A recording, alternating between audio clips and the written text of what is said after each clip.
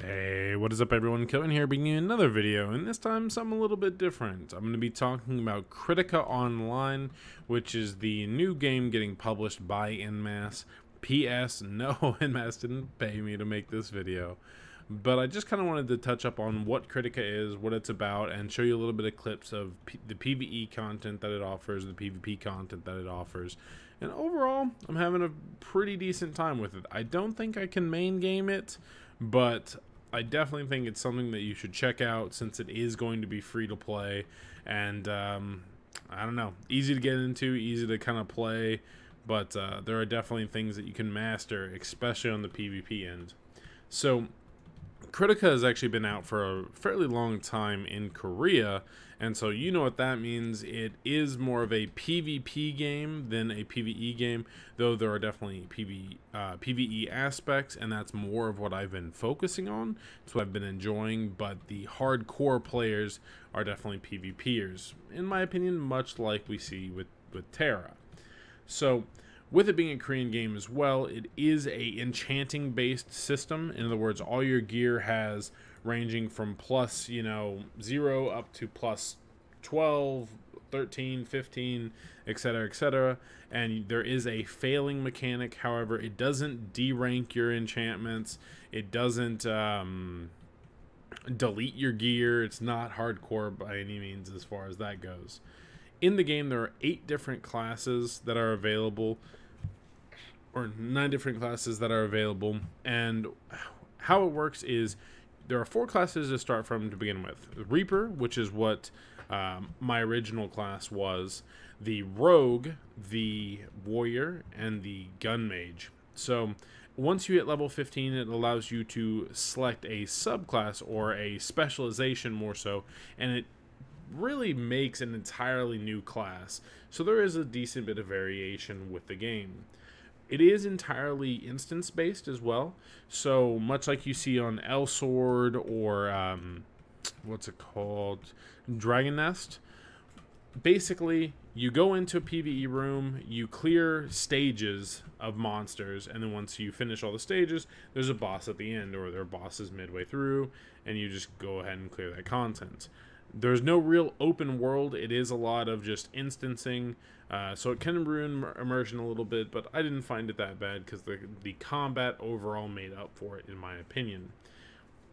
With it being like El Sword, with it being like Dragon's Nest, you find much more of a combo-oriented system. In other words, you're hitting mobs over and over and over again, leading them into air combos and everything like that, which is fairly rewarding. And same thing with PvP. It's a combo driven, get someone to blow their escape and then catch them again, much like Blade and Soul. Without further ado, let's go ahead and hop in and check out some of the PvE content, and I'll address end game later on. Once again, kind of reiterating what Kritika is. Kritika is a combo-oriented PvE/PvP game that has everything is instance content. What I'm showing here, and it is a little bit sped up just because I wanted to try and keep the video shorter, is some of the some of the max level fights that are available in the game. Like this one is actually not even a boss, it's actually just a sub boss on one of the earlier stages, and then you'll actually see the max level one as well. This is on the highest difficulty that they offer, that we're doing in a 4-man mode, but it is the easiest dungeon that you can do at max level. So we're doing the easiest dungeon at the highest difficulty, and there are quite a few mechanics that actually can just one-shot you. And you'll actually see that on the last boss fight. You go from stage to stage, grouping up mobs, clearing them out, and then eventually you get to the purple portal where you kill the boss.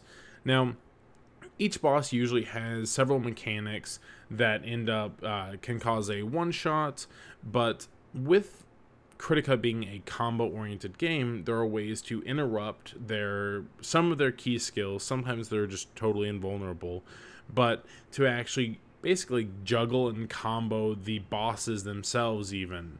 You'll see here that for the most part we're keeping him under lock. However, there are several stages where he basically force casts something like this purple wall that actually shoots out swords. So you have to be on the appropriate side. Otherwise, it basically one-shots you. He'll go into the middle and raise these platforms, which you have to get up to the top. This is in beta, and that's the reason why I died there. I think there was some kind of messed up mechanic with that. At max level, they also limit the times you can res. You can only res 4 times, and not you personally, but your entire team through the entire dungeon run can only res 4 times. So I have wiped several times on on a few of the content or fights that are at max level, just because someone dies to an early boss because they mess up one simple mechanic or whatever it may be. You're out of a res whenever that could have came in much more clutch later on. So as you can see, we're still just juggling the boss for the most part, clearing him out, and whenever you finish a dungeon, it will give you a ranking from B to SS, as well as being able to pick a card, which will give you silver, which will give you gear or whatever it may be. The gearing system in this game does go from baseline whites all the way up to an orange or legendary status items. I wanted to that was the first instance. This is the second instance, which we were all trying to figure out the mechanics, and we were doing this one on easy, actually. So the previous one we were doing it on insane, or the hardest difficulty, because the boss could be juggled a lot more. However, on this one, the boss basically forces mechanics almost the entire time. Normally, he actually has a shield on, which you have to use these motes that spawn, which you can kill, so if you accidentally kill it, it messes it up. But basically, you have to use these motes to explode on the boss to prevent his shield. Otherwise, he's going to be chain casting the entire time. As you see, I died right there. He does another entire AoE. The motes spawn. A bunch of lasers are going on. And pretty much this fight is a clusterfuck. With all your friendly players doing their own skills as well as your own mechanics and the amount of stuff that you're having to dodge and jump on through. This game's PvE content does seem rather fun, but it is definitely repetitive. The content that I've seen has been mostly daily driven at max level, which helps you craft, or have the drops of the best gear in the game. Let's go ahead and move on to what crafting is and what max level is. Max level, as far as PvE and PvP goes for Kritika, has to do a lot with this zone. In the game, there are, y'all saw all the different towns that you can teleport to, but Starhenge is the level 65 area. Now, Starhenge is where you also get access to the previous dungeons that we saw.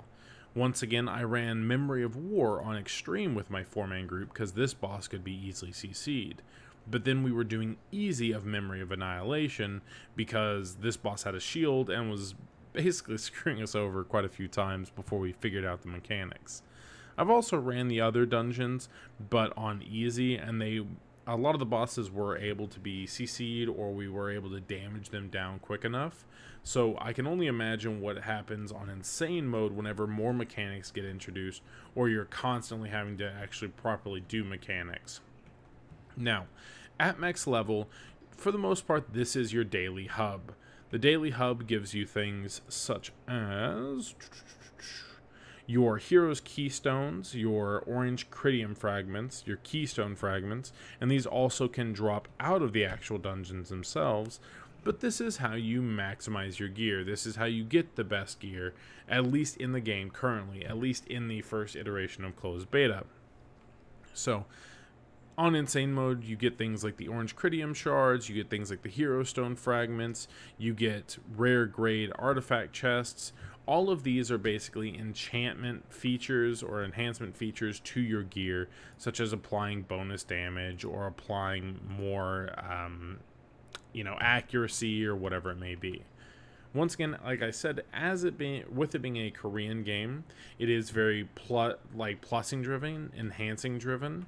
And to actually enhance, you basically run content, salvage all the gear that you get, and then use a crafter to craft whetstones and actually constantly try to plus up your gear. What I was saying earlier about this being the level 65 hub, this crafter actually allows you to craft the best gear. At least, once again, this is in closed beta, so it is very subject to change. But it allows you to actually craft some of the best gear that is available to you. I like this because it actually allows a player to be guaranteed the gear that they want eventually, instead of just basically rolling RNG every single time that they run into an instance. But there's also no limit to the amount of times that they can run the instance as well. So it doesn't force you to...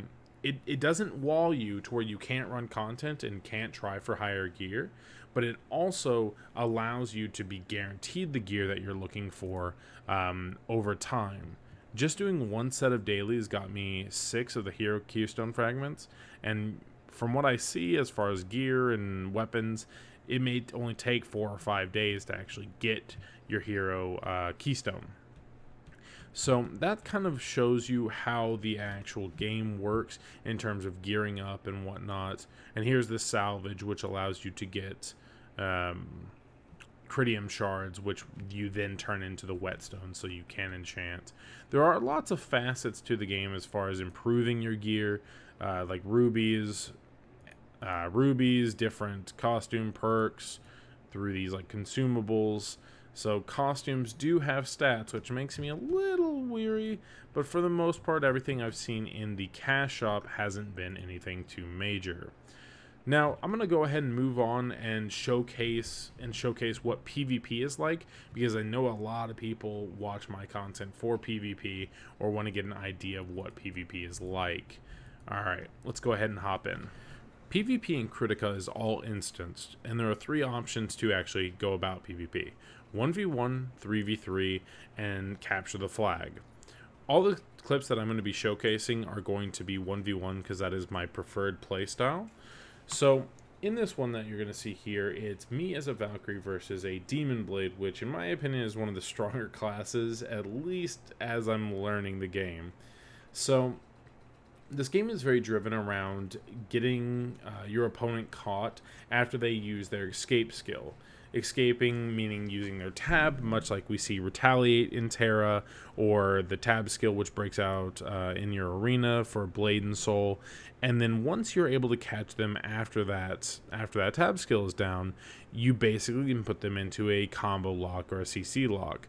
One thing you will notice is once you catch someone without their tab, if you properly execute your combo, you're pretty much going to 100 to owe them. Now, the matching of this is best of 5 though, and you are every match is going to actually be centered around small different arenas. I think there's like 4 or 5 different maps that are available. So what you're seeing here is once I land a catch, I'm able to actually fully combo and take them down from 50% to 0. There's a lot of mind games going on with this in terms of engaging from a distance, seeing if you can land a ranged attack before engaging. There's a lot of mechanics in this that they look very chaotic initially, but once you start learning your class and once you start learning what other classes can do, it does become a very methodical game of predicting what your opponent does and landing catches appropriately. There are lots of different iframes that characters provide, as well as ultra breaks, which are skills that you can actually use to counter their iframes because they actually pass through iframes. So it does become this fighting game-esque style where you're predicting what the opponent's going to do, and you're trying to land catches on them after you're able to blow their initial retaliate. So the first match was up against a Demon Blade. The second is up against a Cat's Paw. Both of them are very combo-driven classes, but my Valkyrie is more of a hit-and-run type class. I basically go in, land a little bit of shots, and then back out unless their tab is down, and then I can get them into a melee juggle. The Valkyrie allows me to actually play from both melee range as well as a middle range, because my scythe goes from being melee to a ranged or mid-range scythe.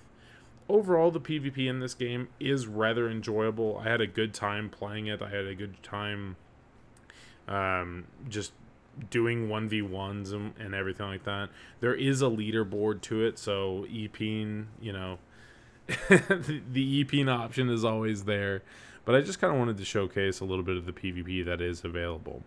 I don't think I'm going to main game Kritika by any means, but I do think it's going to be a game that I'm going to have on the side and occasionally PvP on whenever I'm bored, much like you'd find Elsword or PlayerUnknown's Battlegrounds or whatever it may be. All in all, hopefully y'all enjoyed the video. Hopefully you found it informational. Let me know what y'all think about Kritika and sign up on Inmass's site to see if you can get into the next following beta. Follow me on Twitter at Kilrian because it updates anytime I stream or upload a YouTube video. And yeah, thanks for watching, guys. Hope y'all have a good night. Peace, peace.